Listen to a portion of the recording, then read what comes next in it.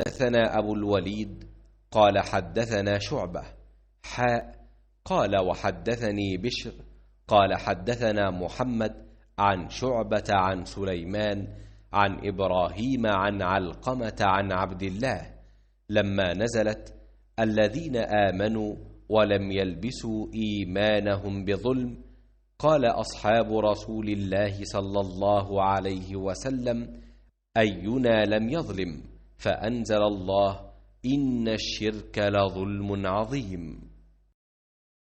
जब सूरह इनाम की ये आयत उतरी, जो लोग ईमान लाए और उन्होंने अपने ईमान में गुनाहों की आमेज़िश नहीं की, तो आप सल्लल्लाहु अलैहि वसल्लम के असहाब ने कहा, या रसूल अल्लाह, ये तो बहुत ही मुश्किल है, हम में कौन ऐसा है जिसने गुनाह नहीं किया।